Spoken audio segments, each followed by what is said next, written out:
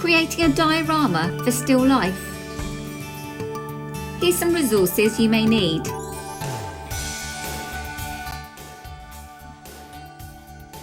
Hi, I'm going to show you today how to set yourself up a diorama to draw from. So to start with, you're going to need a cardboard box. Once you've got your box, it doesn't have to be perfectly neat. You're going to cut off two of the sides. As you can see, my box was a little bit too small, so I just taped up the edges so I could make it slightly bigger. The idea is that you want a base and just two of the sides. Once you've done that, we're going to line it with white paper. So if you have some white paper and just cut it, it can be rough, it doesn't have to be the perfect size. Just roughly, and we're going to use that to line the inside of the cardboard box. You can glue it into place or tape it.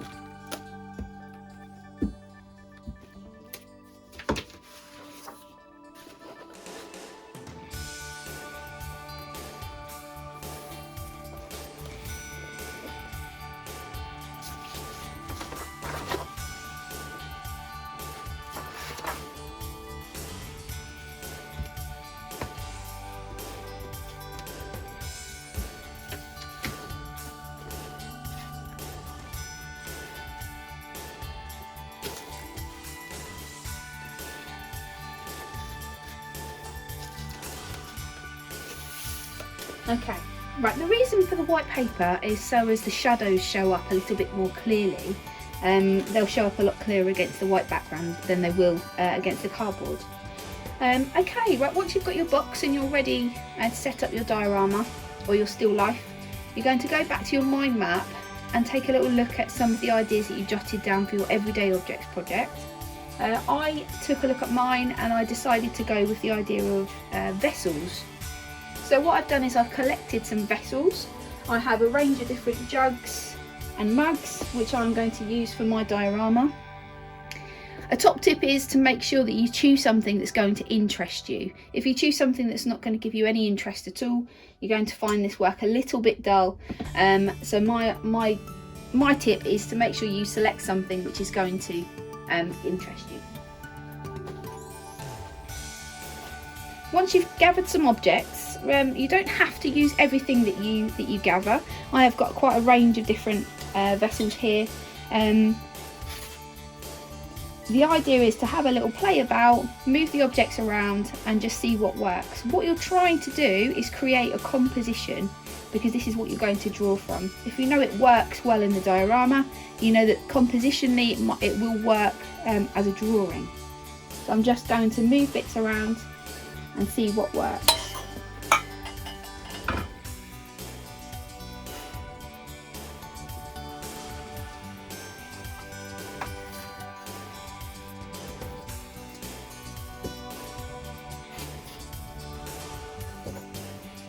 Books are brilliant for adding height or any flat object.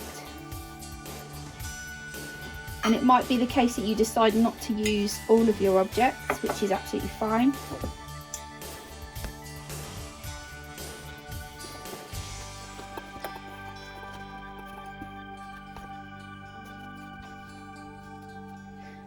One of the good things about using a diorama is it means that it makes your still life portable.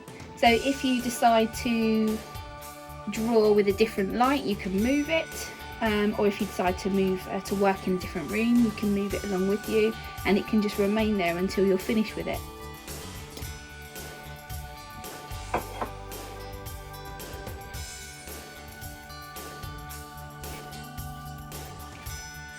Okay, once you're happy with your diorama, you then need to think about or consider your lighting. So if you're relying on natural light, you need to remember that that light may change. So if you started drawing and you've got a lot of natural light coming through, it may be the case that a cloud comes across the sun and then blocks some of that light, so you're not going to get the same light.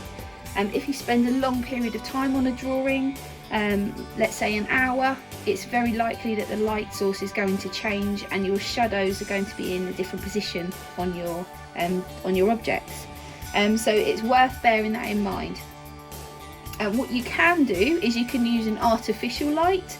You might have a ring light or a torch that you could use, or a lamp, and you can set that up in a position where you create a shadow that you're happy to work with.